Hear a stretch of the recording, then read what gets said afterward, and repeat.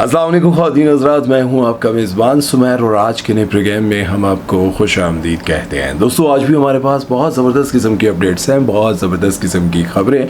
लेकिन सबसे पहले हम बात करेंगे ज़ावियार नोमान और साइमा चौधरी की कंट्रोवर्सी के बारे में। आप सभी ने एक वीडियो देखा होगा जिसमें साइमा चौधरी ज़ावियार नोमान को डोंट टच मी कहती है और ये वीडियो देखने के बाद बहुत ज़्यादा वायरल हुआ। कुछ लोगों ने ज़ावियार नोमान का साथ दिया, कुछ लोगों ने साइमा चौधरी को इंतहा का बुरा भला कहा। अब मैं आपको बताता चलूँ कि साइमा चौधरी जो कि तमाशा सीज़न कौन था बहरहाल जो भी था उसमें आई थी और उसके बाद ये डांस भी बहुत अच्छा करती हैं। डांसर भी कहा जाता है इनको कि डांसर हैं, बहुत अच्छी डांस करती हैं, लेकिन एक्ट्रेस भी हैं। अब मुझे ये कंफर्म नहीं है, बहुत सारे लोगों से मैंने पूछा तो उन्होंने कहा डांस बहुत अच्छा है। इंडस्ट्री के लोगों से पूछा तो कहते हैं डांस बहुत अच्छा करती हैं। लेकिन आप सबको ये बात बताना बहुत अहम है कि देखें, जब आप एक ड्रामे में एक ऐसा कैरेक्टर करती हैं, गुलाम बादशाह सुंदरी में तवाइफ का किरदार अदा करती है और वहाँ पर आप हर तरह का सीन मतलब कर लेती हैं। हर तरह से सीन से मुराद है कि उनके साथ चिपकना, मिलना, बैठना, टच करना, ये सारा आप कर लेती हैं। लेकिन जब पब्लिक में आप आती हैं जहाँ पर ज़ावियार नोमान और आपके साथ बहुत सारे कैमरामैन होते हैं, वहाँ पर आप ज़ावियार नोमान जो कि आपको दूसरे लोगों से प्रोटेक्ट करना चाह रहे होते हैं, आपको बचाना चाह रहे होते हैं और यूँ लाते हैं, हाथ रखते ही हैं तो आपके डोंट टच मी। इससे ये बात साफ जाहिर होती है कि जब आपको ड्रामे में, आपको एक्टिंग में किसी जगह पर कोई फ़र्क नहीं पड़ता, आप जब पब्लिक में आकर ऐसा करती हैं तो इसका मतलब ये है कि आप वायरल होना चाह रही हैं।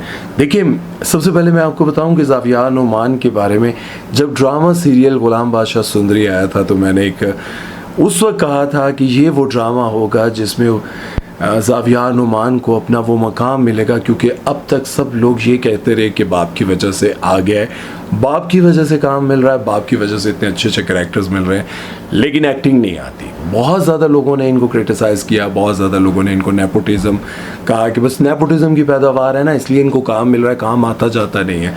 लेकिन मैंने बहुत बार ये कहा था कि एक वक्त लगेगा। नुमान एजाज एक बहुत बड़े एक्टर है। अगर आप ये एक्सपेक्ट करते हैं कि नुमान एजाज जैसी ये एक्टिंग करेंगे तो भाई बहुत मुश्किल है, क्योंकि टाइम लगेगा। नुमान एजाज भी जब आए होंगे तब उन्होंने भी बड़ी प्रैक्टिस की, बड़ा काम किया, आहिस्ता आहिस्ता आहिस्ता आहिस्ता अब आकर ऐसा लगता है कि नुमान एजाज जैसी एक्टिंग कोई नहीं कर सकता। इसी तरह से ये ज़ावियार नोमान आए, उनको टाइम लगेगा। लेकिन जब इनका ड्रामा आया गुलाम बादशाह सुंदरी, उस वक्त मैंने टीज़र देखा और टीज़र देखते मैंने एक वीडियो बनाया था जो कि ग्रीन टीवी ने स्ट्राइक भी भेज दी थी, जिसमें मैंने कहा था इसके कुछ सीन्स देखकर मुझे यूँ लगता है वो मद्रासी फिल्मों वाला स्टाइल है, यूँ पिस्टल लाना और ये वो। इस ड्रामे के हवाले से मैंने बहुत सारी बातें की थी। तो ग्रीन जो कि मेरा बहुत सारे मेरे ड्रामे रिव्यू को अपने पेज पे लगा चुका है, यूट्यूब पे लगा चुका है, उन्होंने ही मुझे स्ट्राइक भेजी, वो मेरा वीडियो उड़ा दिया। उसी वीडियो में मैंने ये कहा था कि ज़ावियार नोमान इस ड्रामे में अपना मकाम हासिल कर लेंगे।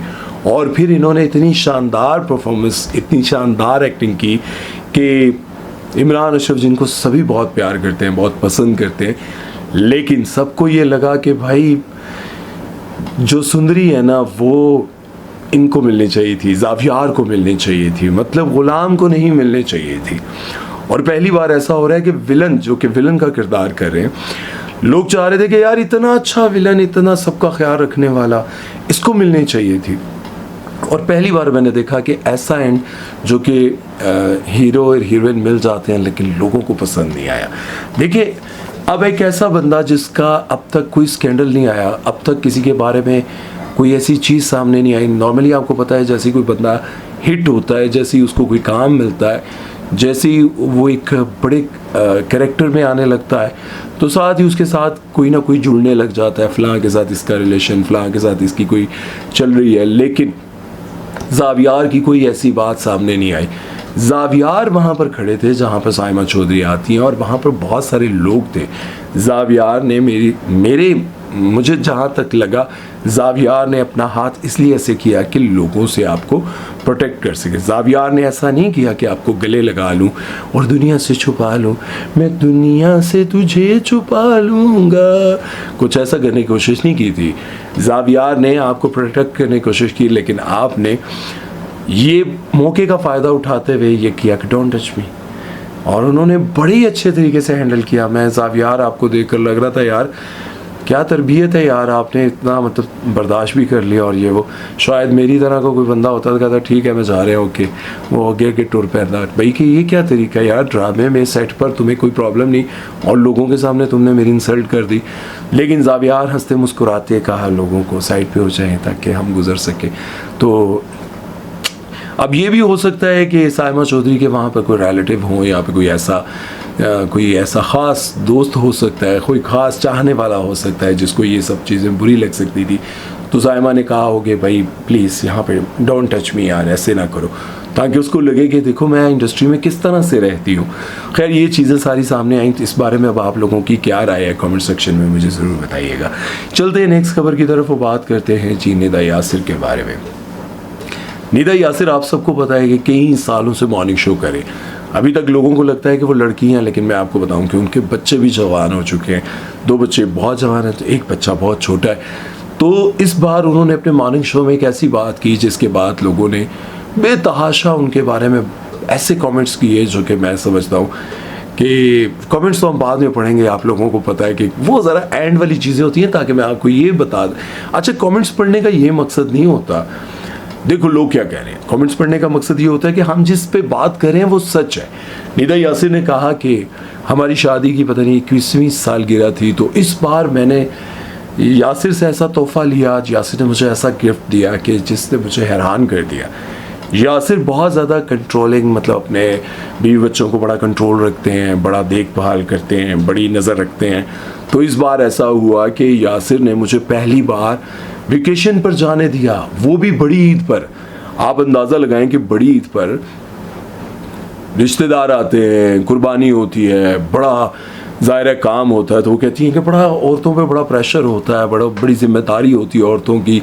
यकीन जाने इस बार क्या हमेशा की तरह कुर्बानी पे मैं समझता हूँ कि सबसे ज़्यादा जो जिम्मेदारी होती है वो मर्दों की होती है। कुर्बानी करना, गोश्त इकट्ठा देना, लेना, वो सब चीज़ें, लेना इसलिए कह रहा हूँ, लेना भी तो होता है ना यार, सिर्फ देना ही नहीं होता। तो खैर ये बड़ी जिम्मेदारी होती है मर्दों की भी। उन्होंने कहा कि खैर औरतों पर बड़ा प्रेशर होता है, सफाइयाँ शैयाँ भी स्पेशली मर्द ही करते हैं यार। बाहर गली में अगर की है कुर्बानी तो मर्द ही सफाई कर रहे होते हैं, बाहर औरतें तो नहीं जाती, हमारे घर की तो नहीं जाती बाहर साफ़ करने के लिए, तो वो मर्द ही कर रहे होते हैं। ज़िबा करना, गोश्त वहाँ पर बनाना, सब कुछ मर्द कर रहे होते हैं। हाँ अलबत्ता मेहमान आते हैं, औरतें खाना शाना बनाती हैं। बार वो ये कह रही थी कि इस बार उन्होंने मुझे ये तोहफ़ा दिया कि भाई ईद वाले दिन मुझे वेकेशन पर अकेले जाने दिया। अब वो बड़ा फ़ख्र से इस बात को कर रही थी कि भाई ज़िंदगी के इतने साल गुजरने के बाद इतनी अंडरस्टैंडिंग हो गई है, इतना मतलब आपस में हमारा जो ताल्लुक़ है वो मजबूत हो गया। इस बार मुझे पहली मर्तबा यासिर नवाज़ ने अकेले वेकेशन पर जाने की इजाज़त दी और मैं बहुत खुश हूँ। भाई मियाँ बीवी को भी बच्चों, वो कह ये बात उन्होंने कही कि भाई मियाँ बीवी की ज़िंदगी का वो वक्त भी होना चाहिए, वो दिन भी होने चाहिए जो वो बच्चों के बग़ैर भी कहीं जाएँ, मतलब बच्चों को छोड़ें और ख़ुद कहीं जाएं, मियाँ बीवी दोनों, फिर अपनी बातें करें, कोई गिले शिकवे करें, कोई अच्छा टाइम स्पेंड करें बच्चों के बग़ैर भी। लेकिन हमारे यहाँ ऐसा नहीं होता भाई, हम बच्चों को कहीं नहीं छोड़ते, कभी अकेला नहीं छोड़ते। अल्लाह ना करे ऐसा वक्त आए कि हम बच्चों को अकेला छोड़ें। बहुत सारे लोगों ने इस बात पर भी एतराज़ किया और उसके साथ उन्होंने इस बात पर बहुत खुशी का इजहार किया कि भाई इस बार मुझे अकेले जाने दिया और मैं अकेले ईद पर घूम फिर कर आई हूँ बाहर। अब देखें ये जो बात है ना, मैं अकेले गई हूँ, मैं घूम फिर कर आई हूँ, ये जो मैसेज आना ये अच्छा मैसेज नहीं है। वैसे निदा आप बहुत अच्छी होस्ट हैं, बहुत अच्छा प्रोग्राम करती हैं, अपने हस्बैंड की बहुत तारीफ़ करती हैं, हमेशा ये कहती हैं कि मतलब देखें अब बहुत सारे लोगों ने लिखा हुआ था ना कि भाई यासिर तो इतना कमाते नहीं है जितना आप कमाती हैं, उस पर तो इजाज़त बनती है भाई। इस पर तो मेहमानों की मेहमान नवाजी जो है वो यासिर पर बनती है, क्योंकि जितना आप कमाती हैं, जितना आप खर्च करती हैं, जितना आप लगाती हैं, यासिर की मिजाल कहाँ कि वो बात भी कर सके, ये लोगों ने लिखा। लेकिन मैं ये कहता हूँ कि उसके बावजूद भी ये जितना पैसा कमाती हैं उसके बावजूद भी ये अपने शौहर के साथ बहुत अच्छी हैं। उसकी वजह ये है कि नॉर्मली लड़कियाँ पैसे कमाती हैं तो अपने शौहर को हमेशा डिग्रेड करती हैं, दिखाती हैं, बताती रहती हैं कि मैं खर्च करती हूँ ना, सारी ज़िंदगी मैंने खर्च किया, सारी ज़िंदगी मैंने ये किया। लेकिन निदा की ये बात अच्छी है कि वो हमेशा अपने शौहर के कहती है मैं जो कमाती हूँ वो पैसे तो हमेशा सेफ रहते हैं, मैं जब भी पैसे खर्च करती हूँ कुछ भी लगाती हूँ तो वो यासिर अपने पैसे खर्च करता है, और ये बहुत अच्छी बात है। हालांकि ऐसा होगा नहीं, ऑब्वियसली बीवियाँ लगाती हैं घर पर पैसे खर्च करती हैं, मेरी बीवी तो बेचारी जॉब शॉप नहीं करती लेकिन है मतलब बड़े खुले दिल की है यार। लेकिन मैं ये बात कहता हूँ इसीलिए तो मैं अपना वॉलेट उसके हवाले नहीं करता अच्छा, एक बात जो मैं कह रहा हूँ कि वो वैसे अपने शौहर की हमेशा तारीफ करती है। अब इस पर लोग क्या कहते हैं ज़रा मैं वो कमेंट्स आपको पढ़ कर सुना देता हूँ। आपकी लाइफ की तरह सबकी लाइफ फेक नहीं है, क्या टाइम और उछल कूद के लिए ट्रिप में निकल जाएं couple, how cheap you are. इतना कोई यार एडी चीप थे नहीं है। अच्छा, इसके बाद लुबना लिखती हैं जी बड़ी बड़ी बातें आप कैसे कर सकती हैं, आम आदमी की ज़िंदगी आप जैसी डिफरेंट नहीं होती, बिल्कुल भी नहीं होती, और हम लोगों में इतनी हिम्मत भी नहीं होती कि हम अपने बच्चों को छोड़कर जाएं या अपनी बीवी को अकेले किसी मुल्क में जाने की इजाज़त है। मेरे में तो ऐसी ना हिम्मत है और ना ही मेरे मिजाज में है ये शामिल कि मेरी बीवी अकेले कहीं घूमने निकल गई और मैं घर बैठा मेहमानों को देख रहा हूँ। वो तारीफ़ कर रही थी कि यासिर ने मेरी फैमिली को, अपनी फैमिली को, मेहमानों को खाना सब कुछ बरताया। खैर तुसी केड़ा खाना आप बनाना होंदा, तुहाडे कोल माशाल्लाह इतने मुलाजम हैं, तुहाडा तो मसला ही कोई नहीं, तुसी तो सिर्फ बहना है, आज पका लो, मुलाजमा नहीं सारा कुछ करना होंदा है, तुहाडा की मसला है यार। अच्छा, इसके साथ एक और जो है वो लिखती हैं, इतना पैसा भी होना आपके पास हज़ारों करोड़ों हैं तो आपका मियाँ चुप नहीं करेगा तो और क्या करेगा है गल भी है भाई, एडा पैसा होवे तो मियाँ चुप कर ही जाता है। लेकिन कुछ ऐसे होते हैं जो पैसा दौलत सब कुछ होने के बावजूद भी कहते हैं नहीं घर में मेरी चलेगी, सब कुछ जगह मेरी चलेगी। मियाँ बीवी की ज़ाहिर है आपस में मिलजुल कर ही चलती है, जितने मर्जी बंदा गुस्से वाला हो, बदमाश हो, लेकिन बीवी की फिर भी माननी पड़ती है। सनिया लिखती हैं कि आपके पास नैनीज़ और मासियों की फौज होगी, हर किसी के पास नहीं होती ये सहूलत जिन पे बच्चे छोड़कर निकल जाएं। हाय हाय, सही बात है भाई, बच्चों को छोड़ना बहुत मुश्किल बात है। एक और हैं जी नौरीन, उन्होंने बहुत ही गुस्से में मैसेज किया, बगैरत पैसा है तो जारी है, यहाँ खाने पीने के लिए पैसे नहीं, लोगों के पास बिल देने के लिए पैसे नहीं है, और जलील तरीन लोग बाहर स्विट्ज़रलैंड जाते हैं मेंटल। अच्छा, ये कमेंट मुझे बहुत बुरा लगा, इसलिए कि यार जिनके पास पैसा है वो स्विट्ज़रलैंड जाएँ, अमेरिका जाएँ, कनाडा जाएँ, उनकी अपनी मर्ज़ी, अल्लाह की देन है। लेकिन जिनके पास नहीं है उसमें इनका कसूर तो नहीं है ना। किसी को गाली देना, किसी को बेगैरत कहना, इस तरह से ये वर्ड यूज़ करना, ये इसके मैं ख़िलाफ़ हूँ। हाँ, अलबत्ता ये बात जो है कि मेरे शौहर ने मुझे इजाज़त दे दी और बहुत ज़बरदस्त है कि मैं अकेले घूम कर आई हूँ, ये मैसेज गलत था। मतलब ये अगर आप ना बताती तो अच्छा था, क्योंकि अब बहुत सारी लड़कियाँ जो आपको सुबह उठ कर देखती हैं, औरतें सुनती हैं, वो अपने शौहरों को कहेंगी भाई निदा भी तो गई है, मुझसे प्यारी भी है, खूबसूरत भी है और मुझसे जवान भी लगती हैं, सारा कुछ, ये सब कुछ बोलेंगी अपने शौहरों से और कहेंगी कि भाई तुम मुझे जाने क्यों नहीं देते हो, तुम अनोखे मर्द हो, वो देखो यासिर नवाज़ ने कैसे इजाज़त दे दी।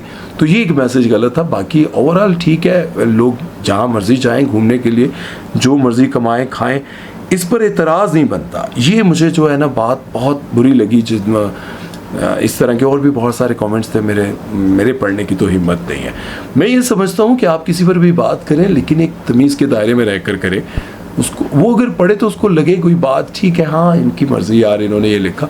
लेकिन जब आप किसी को बुरा भला इस कदर कहते हैं कि आपकी वर्डिंग जो है वो गालियों में हो, तो वो दूसरे सुनने वाले को, पढ़ने वालों को, सबको ही अच्छा नहीं लगता। ऐसे लगता है कि जैसे आप अपनी नाकामियों का जिम्मेदार इनको ठहरा रही हैं, तो ये सब कुछ नहीं होना चाहिए। खैर चलते हैं नेक्स्ट खबर की तरफ, वो बात करते हैं जी सबा फैसल के बारे में। सबा फैसल का एक बहुत पुराना वीडियो क्लिप वायरल हो रहा है, जिसमें सबसे पहले तो उनके लुक्स को देखा जा सकता है कि कितना बदल गई हैं भाई, कितना अपने ऊपर खर्च किया है। उसके साथ साथ उन्होंने होस्ट को सामने बैठे हुए जलील कर दिया। आपको टांग पर टांग रखकर नहीं बैठना, आपकी टांगे दोनों जुड़ी हुई होनी चाहिए। जो बड़े लोग हैं काबिल एहतराम है, उनके सामने आप टांग पर टांग नहीं रखेंगे। आजकल माशाल्लाह मैं जब टीवी लगाती हूँ, सबसे पहले हम ये बात कर लेते हैं कि उन्होंने अपने सामने बैठी हुई होस्ट को जलील कैसे किया। आपने देखा कि खुद वो सबा फैसल टांग पे टांग रख के बैठी हुई हैं और अपने सामने बैठी हुई एक होस्ट को ये कह रही हैं कि आजकल के यंगस्टर्स को इतनी तमीज़ नहीं है कि कोई बड़ा बैठा हो तो उसके सामने टांग पे टांग रख के नहीं बैठना चाहिए, ये नहीं करना चाहिए, वो नहीं। भाई क्या करें, ड्रामा इंडस्ट्री, शोबिज़ इंडस्ट्री में काम कर रही हैं, आप उस दौर में ये बात कर रही थी। आज तो आपकी अपनी फैमिली में बहुत सारे, मतलब आप मुझे ये बताएं कि क्या आपके घर में अब ऐसा होता है? नहीं होता, कहीं भी नहीं होता। अगर वो पाऊँ या कुछ इस तरह से आपके साथ बदतमीजी से बात कर रही होती तो फिर ये बात समझ में आती थी। हाँ, पुराने वक्तों में इन चीज़ों को माइंड किया जाता था, और जाहिर है आज ये वीडियो होगा, आज से कोई तकरीबन 25-30 साल पुराना तो होगा, क्योंकि अगर अब सबा फैसल 60 के करीब है या 60 प्लस है, आप लोगों को पता है तो कमेंट सेक्शन में ज़रूर लिखिएगा उनकी एज आजकल क्या आ रही है गूगल पे। आजकल से मुराद क्योंकि ये लोग चेंज भी करवा सकते हैं, करवा भी लेते हैं, तो आप देखें अभी उनकी क्या उम्र आ रही है। तो मुझे ये बताएं कि आज से 30 साल पहले इन चीज़ों की बात की जाती थी कि बड़ों के सामने टांग पे टांग रख के ना बैठें, ऐसे ना बैठें, लेकिन आप बैठी हुई कहाँ पर है? आप बैठी हुई हैं टेलीविज़न पर, आप बैठी हुई एक होस्ट के सामने जो कि आम लोगों से बिल्कुल हट कर होते हैं। इनका बैठना, इनके कपड़े पहनना, इनका अंदाज, सब कुछ बिल्कुल अलग होता है। इसमें कभी भी यहाँ पर मैंने शोबिज़ इंडस्ट्री में नहीं देखा।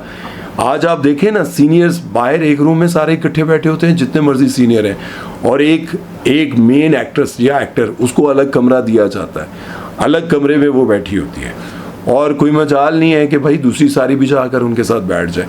तो वहाँ पर आप क्यों नहीं बोलती? नहीं बोलती ना।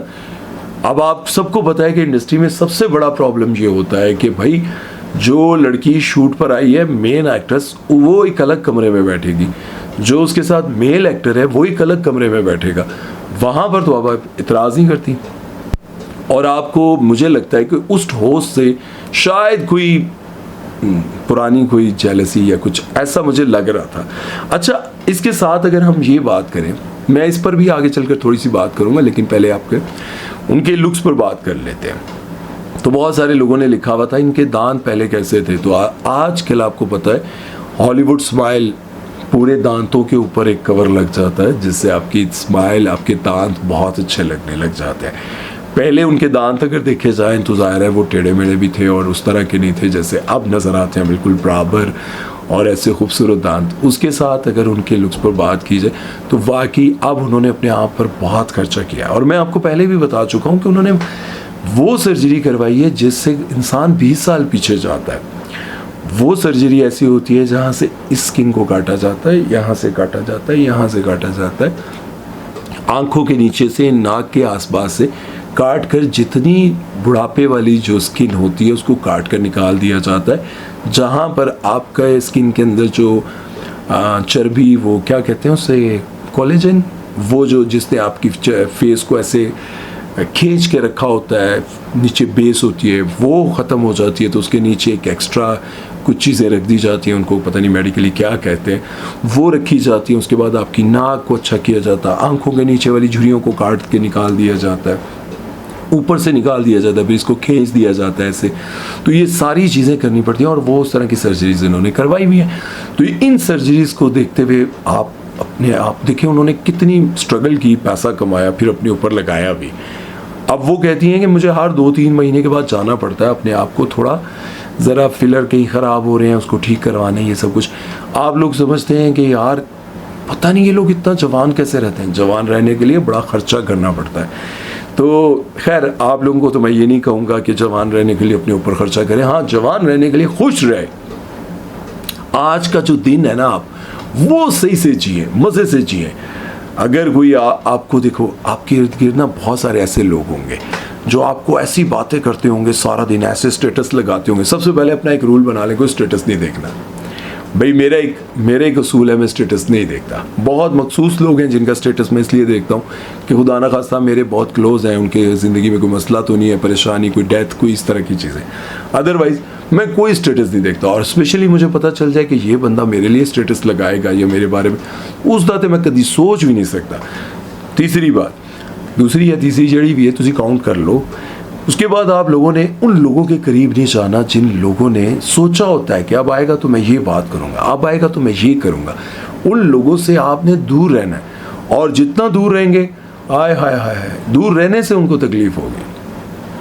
आप दूरी से ज़्यादा कोई सज़ा नहीं दे सकते। जितना आप दूर रहेंगे ये सबसे बेहतरीन सज़ा है। इसके बाद आपने देखना है कि भाई जो बंदा आपके रिश्तेदार हैं, कोई भी हैं जो आपके कपड़ों पर तनकीद करता है, आपने उसकी बात को बड़े इत्मीनान से सुनना है। आपके बारे में वो बुराई कर रहे हैं, आपके कपड़ों की बुराई कर रहे हैं, अच्छा अच्छा अच्छा, हाँ सही कह रहे हैं आप बिल्कुल सही कह रहे हैं। आपने कभी नहीं कहना नहीं ये कपड़ा क्या कहाँ से ख़राब है, बताओ कहाँ से मैं बुरी लग रही हूँ। हाँ, एक बात ज़रूर ज़हन में रखिएगा, अगर कोई बड़ा आपको समझाता है कि यहाँ इस तरह के कपड़े पहनने से आपकी बॉडी नज़र आती है, आप अच्छे नहीं लग रहे हो, वो एक अलग बात है।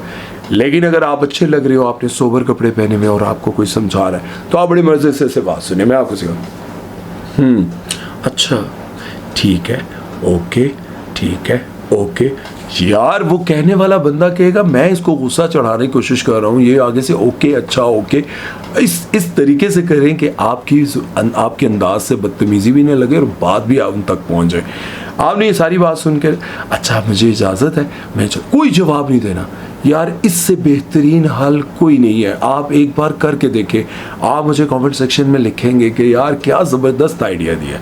जो भी आपको कुछ कह रहा है ना, आपके अच्छा अच्छा पूरी बात सुन ली, अब मुझे इजाज़त है, इंशाल्लाह इस पर अमल भी होगा और बात भी होगी, ओके अल्लाह हाफिज़। बस वहाँ दोबारा कोशिश करेंगे ना जाए जो आपसे जेलस होता हो। खैर हम बात कर रहे थे कि सबा फैसल ने अपने आप पर इतना खर्च किया, अपने आप को इतना चेंज किया, तो अब आपको ये बातें देखनी है कि आपने अपने आप को कैसे बदलना है। और दूसरा ये जो चीज़ थी कि भाई मेरे सामने टांग पे टांग रख के बैठ गए, तो इस बारे में भी आप लोगों ने अपनी राय ज़रूर देनी है। खैर चलते हैं नेक्स्ट खबर की तरफ बात करते हैं जी, फलक शब्बीर के बारे में, जिनको पाकिस्तानियों ने बहुत ही तनकीद का निशाना बनाया। आप सबको पता होगा फलक शब्बीर सारा खान के हस्बैंड है, सारा खान जो कि पाकिस्तान की मशहूर अदाकारा है, और फलक शब्बीर भी खुद भी बहुत मशहूर हैं। हाँ अलबत्ता ये है कि लोग कहते हैं कि सारा खान ज़्यादा फेमस है, और खैर इस पर तो ये मुकाबला तो अलग ही है।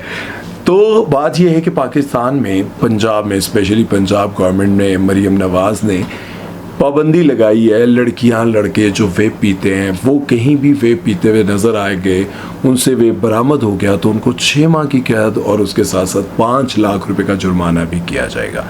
इस पर ये बहुत अच्छा इकदाम है, और मैं ये समझता हूँ कि स्कूल के बच्चे नॉर्मली, ये बात मैंने देखी है, मेरा बच्चा मैट्रिक में है और वो देखता है, वो मुझे बताता है स्कूल से निकलते ही बच्चे पीने लग जाते हैं। मेरा एक दोस्त है, वो बहुत परेशान था, उसने मुझे कहा कि यार मैंने अपने बच्चे की जेब से वेप निकाला। अच्छा इसी तरह से मैंने बहुत सारी लड़कियों को पीते हुए देखा, और ये बात बुरी नहीं समझी जाती, कुछ माँ बाप भी इसको बुरा नहीं समझते कि ये नॉर्मल बात है, और यही शुरुआत है उन चीज़ों की जो आपको शदीद नशों में और बुराइयों में लेके जाते हैं। ठीक है, अब तो ऐसी ऐसी टैबलेट्स आ गई हैं, बच्चे खुद लेकर खा रहे हैं और किसी माँ को फिक्र ही नहीं, पता ही नहीं कि मेरा बच्चा क्या नशा कर रहा है। क्यों?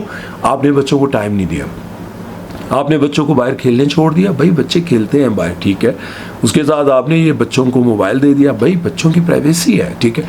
यही चीज़ें करते करते बच्चे आपके कंट्रोल से बाहर निकल जाते हैं, और फिर वो ऐसे ऐसे नशों में लग जाते हैं जहाँ से उनको वापस लाना बहुत मुश्किल ही नहीं बल्कि नामुमकिन होता है।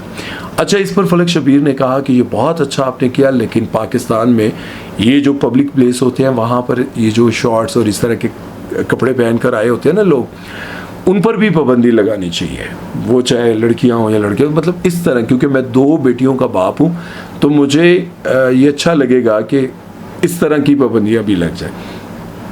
आप सबको पता है कि पहले लोग ये शॉर्ट्स वगैरह पहनकर मॉल्स या बाज़ारों में नहीं आते थे, अब ये बहुत ज़्यादा हो गया है। इसके साथ साथ अगर आप बड़े मॉल्स में देखें तो लड़कियों के भी ऐसे कपड़े होते हैं जिसे देखकर आपकी आंखें यकीन नहीं कर पा रही होती कि आप पाकिस्तान में हैं।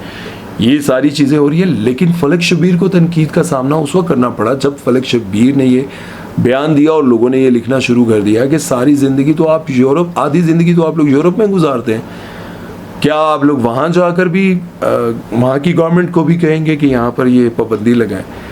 उसके बाद आपकी अपनी वाइफ जो है वो शोबिज़ इंडस्ट्री में काम करती हैं, शोबिज़ इंडस्ट्री में ये सारी चीज़ें, ये सारे काम, ये सब कुछ भी हराम है, ये भी आपको छोड़ने पड़ेंगे, ये इन पर भी पाबंदी होनी चाहिए। अब लोग ज़ाहिर है अच्छी बात को सुनते हैं, लेकिन वो ये नहीं समझते कि इस बात पर वाकई अमल होना चाहिए। अब ज़ाहिर है आप बच्चों के साथ, अपनी बेटी के साथ बाहर जाते हैं तो वहाँ पर रास्ते में आप देखते हैं कि किसी ने ऐसी अजीब व गरीब सी वेस्ट पहनी हुई है, ऊपर कच्छा पहना हुआ है, वो भी जिस तरह से फ़ाद मुस्तफ़ा कच्छे पहन कर आ जाते हैं। तो इस तरह के कच्छे पहन कर जब लोग आपको मार्केट में नज़र आते हैं। अच्छा, जितना पैसा आता जाता है ना, लोग ये समझते हैं कि ये स्टाइल बन गया हमारा। मैंने एक बंदे को देखा, वो बड़ा जट टाइप सा बंदा था, उसने वो लंबे चोले पहनता था। एक दिन मैंने देखा कि वो दुबई जा रहा है तो कच्छा पहना हुआ उसने। यार मुझे इतनी हंसी आ रही थी कि भाई दुबई जाने के लिए कच्छा पहनना ज़रूरी है। उसने कच्छा पहना हुआ और एक वो बैग सा लगाया साइड पे, और ये वो हमने कभी वो इस तरह की चीज़ें नहीं की यार, बाहर जाने के लिए कच्छा ज़रूरी है। तो उस बंदे ने कच्छा ख़रीदा भाई, बहुत सारे कच्छे के, मैं दुबई घूमने जा रहा हूँ तो वहाँ जाकर मैं कच्छे पहनूंगा। तो बड़ी हैरत की बात थी। और वो देखकर इसलिए लोगों ने इन पर तनकीद की कि भाई आप जब बाहर होते हैं, अपनी बेटियों को बाहर लेकर जाते हैं, आप वहाँ भी क्या आप एतराज़ करते हैं? और अगर आपको बच्चियाँ हमारी भी हैं और ज़ाहिर है माँ बाप की सोच होती है, लेकिन बात सवाल तो ऑथेंटिक है भाई। उस सवाल की आप अहमियत समझ सकते हैं कि जब आप मियाँ बीवी बाहर घूमने जाते हैं और बाहर इस तरह के कपड़े पहनकर आप लोग घूम रहे होते हैं, जाकर साहिल समंदर पर आप इंजॉय कर रहे होते हैं, तो क्या उस वक्त आपको ये सवाल अपने ऊपर अपने ऊपर करते हुए समझ आती है? अच्छा, अगर मैं इन सारे कमेंट्स, तनकीद और इन चीज़ों से हटकर सोचूं तो मेरा ख्याल है कि सवाल और जवाब दोनों चीज़ें उनकी बहुत अच्छी हैं कि होना चाहिए, क्योंकि हम पाकिस्तान में रहते हैं और हमें अपने पाकिस्तानी माशरे और इन चीज़ों को देखते हुए ये सोचना चाहिए कि यार ये सब कुछ आहिस्ता आहिस्ता बढ़ता जाएगा और आने वाले वक्त में लड़कियों के लिबास और लड़कों के इस तरह के लिबास, ये चीज़ें इतनी बढ़ जाएंगी कि अब आप देखें तुर्की में मुसलमान है लेकिन वहाँ का लिबास और फैशन और वो बिल्कुल यूरोप बन चुका है। और कभी वो वक्त था कि सल्तनत उस्मानिया अर्तुगरुल गाजी ने और उस्मान गाजी ने कितनी अपने दोस्तों की, रिश्तेदारों की, कबीले वालों की जाने कुर्बान की, और फिर उन्होंने एक सल्तनत उस्मानिया बनाई थी जहाँ पर इस्लाम का राज था, इस्लाम के कानून थे, सब कुछ था। लेकिन फिर वक्त गुजर गया और आहिस्ता आहिस्ता आने वाले लोगों ने यूरोप में और अपने आप को तरक्की के लिए पैसा ले लेकर अपने ही लोगों के साथ गद्दारी की और फिर आखिरकार वो ख़त्म हो गई। सल्तनत उस्मानिया का नामो निशान नहीं रहा। तो ये सब होता है जब आप अपने इस्लामी कानून और अपने रिवाज को भूल जाते हैं और इन चीज़ों को भूल कर आप यूरोप या फिर गोरों को फॉलो करते हैं और फिर आखिरकार यही सब कुछ होता है। उम्मीद है कि आज का ये प्रोग्राम अच्छा लगा होगा। अब तक के लिए इतना ही। और बेसिकली ये जितनी भी वीडियोस, जितनी भी बातें होती हैं, ये बेसिकली हम डिस्कस कर रहे होते हैं। कोई खबर देना कोई इतनी बड़ी बात नहीं होती, खबरें तो हर जगह ही चल रही होती है। ये बातें करने का मकसद ये होता है कि हमारी और आपकी कन्वर्सेशन चलती रहे। आप कमेंट सेक्शन में बातें लिखते हैं, बहुत अच्छा लगता है। मैं सुनता हूँ, पढ़ता हूँ तो मुझे बहुत अच्छा लगता है। और साथ साथ मैं ये भी देखता हूँ कि कुछ लोग लिखते हैं कि आपकी बातें सुनकर मेरा डिप्रेशन कम हो जाता है। तो मेरा ये मकसद खबर देना हरगिज़ नहीं होता। ये होता है कि चलें हम आपस में डिस्कस करते हैं थोड़ी चीज़ों को कि हमें किस तरफ चलना चाहिए और अपने बच्चों को किस तरफ लेके जाना चाहिए। जो अपने मियाँ बीवी की लड़ाइयाँ हैं उनको हम किस तरह से ख़त्म करें, हम अपने रिश्तों को किस तरह से जोड़ कर रखें, किन लोगों से हमें दूर हो जाना चाहिए। बेसिकली टॉपिक होता है कोई एक्टर, कोई ख़बर, वहाँ से हम लेकर चलते हैं अपनी ज़िंदगी की तरफ कि हमें ख़ुद को किस तरफ लेके जाना चाहिए और किस तरह से अपने आप को बचाना चाहिए। उम्मीद है कि मेरी ये बातें आप लोगों को समझ आई होंगी। कुछ लोगों को बुरी लगती हैं, कुछ लोगों को अच्छी लगती हैं, तो कोई बात नहीं, ज़्यादातर लोगों को अच्छी लगती हैं। तो आप सबको बहुत शुक्रिया। अपना ख्याल रखिएगा, दुआ में याद रखिएगा और सुमैर चौधरी को दीजिए इजाज़त। अल्लाह हाफ़िज़।